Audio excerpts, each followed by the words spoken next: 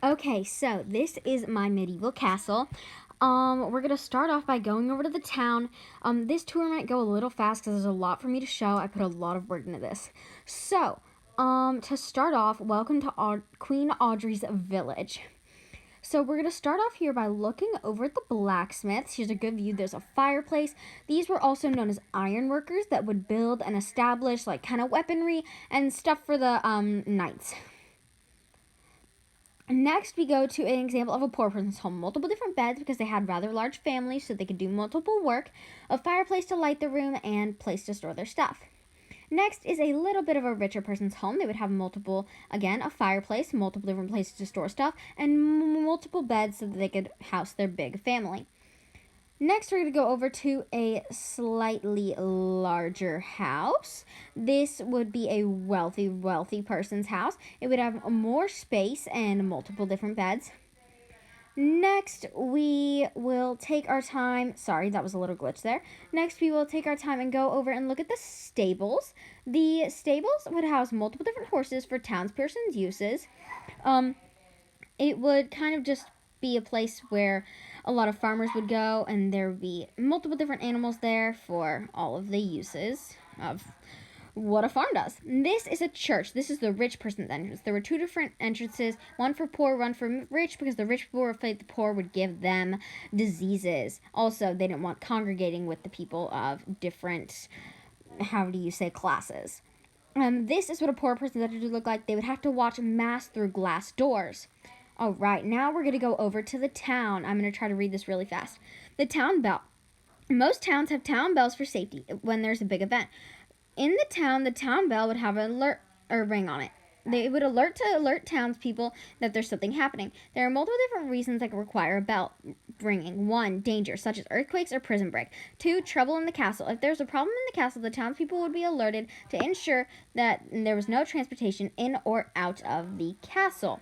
Basically, the bell was just there to ensure it would create a loud noise and basically alert everyone in the town. Now, this is a marketplace. Marketplaces would be the focal point of most towns. They would have many different trading spots and multiple different places that you could trade. Now, on to the big one, the castle. My castle's rather big. The colors of the castle are purple and white.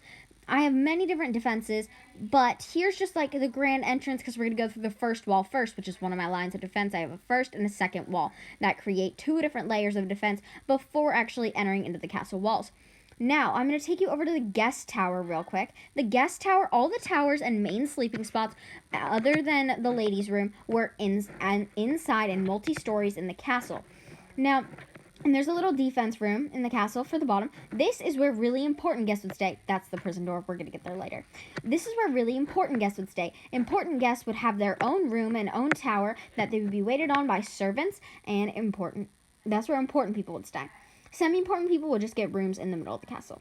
Now, this is the prison door. There are 3 different levels of prison in my castle. 3 being like the worst crime you could commit. 1 being they're just finding a place to put you before they decide your punishment. And 2 being you kind of did something bad, but you just have to stay away from people. Now, we're going to take you, that was the prison door that we just passed. We're going to take you over, and I'm going to give you a general gist. We're going into another tower over here, which will kind of show you where we're going to be. So I'm going to go out this door here and show you we just came all the way from the guest castle, all the way around the castle, and all the way to this tower. Now, this tower has multiple different stories, but we'll get there later. Let's go back to the prison. So, to the prison. Okay, so the prison's over here.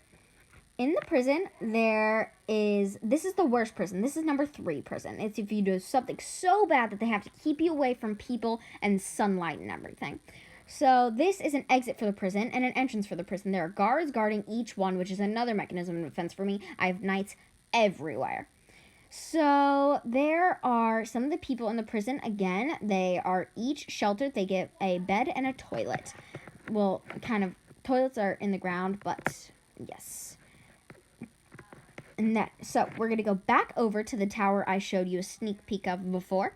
And in this tower, you will see the level 1 prison, which is kind of the just small little thing. You also see a bedroom for knights to stay if they're watching the prison or if there's something important going on in the number 1 prison. So this is a bed for a night to stay in. All beds have posts around them so that they can ensure curtains and safety and privacy. This is a level 1 prison. Again, kind of a small space. It's for you to stay just because you did something wrong. And this is the top. This is the upper roof. So the upper roof shows you all the main stuff. Now we're going to go back in through the entry. And I'm kind of going to show you and start the beginning of the castle tour. Okay, so up first, we are going to, this is kind of just a view. Up first, we are going over to the town. We have a little indoor town. There's a sign at the back that kind of just states the terms and conditions if you stay in the town. Multiple different houses, kind of regular. There's an iron worker over there. That's an iron worker's house. Again, just one of those things for nights. That basically just states all of the terms and requirements for staying in the castle. All right, next up, we're going to the church. The church was or chapel, if I say, was a very important part of their culture. I mean, it was just a very important thing. Many different rich people would go through this entrance, and again, another rich people entrance to make sure that the poor did not congregate with them or give them sicknesses or illness. Again, there is the poor kind of viewing, and we're going to go over to where the priests would sleep now. Priests would have their own special fancy rooms with, again, every important room had a big fireplace in it. And so this is the priest room, kind of basic. Again, curtains for privacy and a fireplace. Most chapels would have stained glass windows. That's where the poor would have to look out and watch mass through windows. Okay, so just to show you kind of a general gist, this is where the poor would have to go through. Again, no congregating with the rich. They would walk through sad doors and kind of just watch mass through windows. Next, we're going to the solar. The solar is where the captain of the guards or the captain of the knights would sleep. They had an important fireplace in their room, a giant room with a lot of lighting, and easy access to get out to the castle just in case an emergency were to happen. Okay, next we are going into the toilets. The toilets were kind of a nasty place where all the serfs would sleep. Now, all the serfs would get multiple different stories above that place to sleep. Kind of standard beds. All of them would sleep together, and they would have to work in the toilet filter or, like, doing farming stuff. So, and this is taking you to layer... Oh, and there's some stuff. I don't know what that is. I think that's what is that? Oh, sorry, that's a cat. Deepest apologies. This is layer 1 of the serfs sleeping arrangement. So they would get kind of border walls between them, but they would sleep next to a bunch of random other poor people while they were doing their duties, work. There are a bunch of them just kind of lined up there. I don't know what they're doing, but it's kind of creepy. Okay, so we are going to go back down, back down, and then, okay, so right here is an exit back. We are going to now tour the main hallway. I'm saving the Great Hall for the last because it's really pretty and really cool.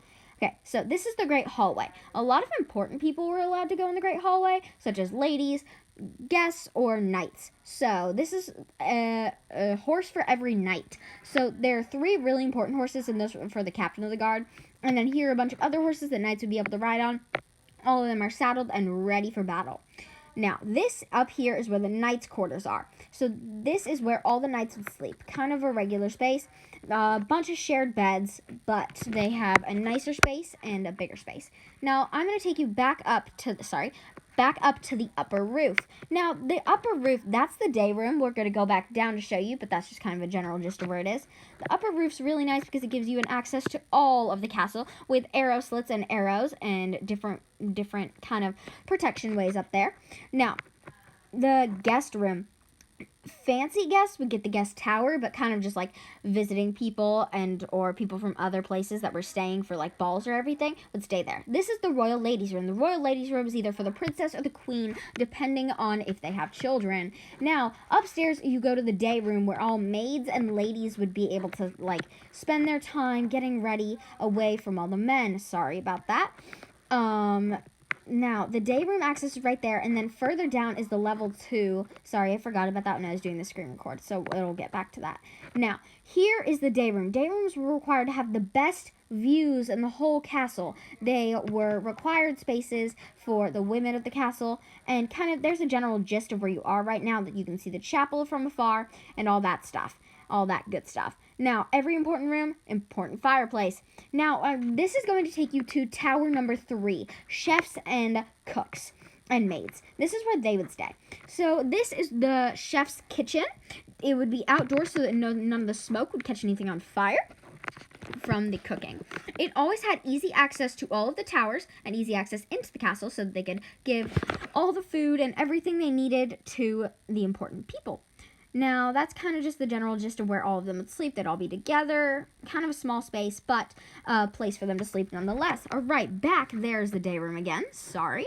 So, we are going to exit out of this area right now. So, that is kind of another tower, which is very important. It has access to the cook's kitchen, and that's the day room up there. Okay, so close that door, and we're going to walk back out to the main part. The keep will be the last thing that you see. Just a heads up there. Alright, so here you can see that I forgot when I was screen recording the second layer of prison. The second layer of prison is very important because it's kind of the layer where you're not really allowed to see anybody because you did something pretty bad, but I mean, you're not going to be there your entire life. They are allowed natural light, but it's kind of a sad place because you're up and isolated from everyone. But it is, knights can come up here through access from the day room or their rooftop, as you can see. Now we go back down. This is the Great Hall. The Great Hall was one of the most important spaces in the castle. The Great Hall had a giant fireplace and a place for the king to sit and guests to sit. All right, I'm going to show you which chair would belong to who. So, the king would have the main chair at the edge of the fireplace, so all the focus was on him whenever you looked there. Now, this kind of big view. And now, this is where the oldest and second oldest daughter would sit. And that is where the queen would sit. Sorry, it's being kind of laggy right now. And same all the way back down. I'm so sorry. Hold on. Okay, so we're back. I'm so sorry about that glitch out right there. So basically, there are knights in every corner for ensured protection over here. Now, back out to the front of the castle, the main view, the big overview of the castle.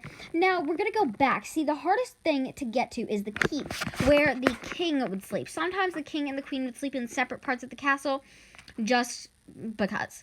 Now, there are a lot of guards blocking this.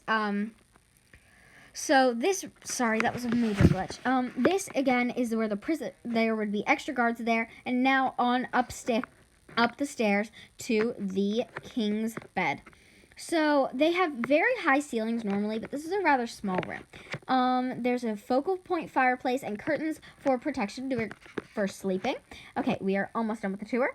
And back downstairs to the regular areas, and that concludes the tour of the castle. There is, by the way, where the church priest sleeps, and that's just kind of an over walk out. There's the day room, and all the important views, the town, all of the castles, all of the great towers, and the most importantly, the big castle. Thank you very much for joining me on my tour. Okay, so now I'm going to be going over the points. So, my castle name is called the Royal Lilac because the colors of the castle are white and purple. This is my great tower, which is where the king and queen would sleep. This is my grand cathedral. My cathedral has multiple different details such as high ceilings, stained glass windows, and different viewing points, one for the rich and one for the poor people. This is my great hall. Great halls had a focal point fireplace sitting behind the king and a grand chandelier. Now we're on to the kitchen. The kitchen is where cooks would work all day preparing feasts for the queens and kings that were staying in the castle that time. This is my gatehouse, which has areas on top where guards could be so that they could look out over to make sure no one was entering the castle unless they were permitted to. Next is defense number 1, which is double layered walls, a first layer for entry and a second layer upon to protect the castle. Defense number 2 is arrow slits, where guards can point out and shoot any opposing enemies. Next is knights. I have knights scattered throughout every corner of the castle just in case there were to be an emergency. Next up is a secret passageway so you can go around the whole castle without being seen. The fifth and final one is towers. The towers are multiple different vantage points so that you can see from a higher level than your enemies.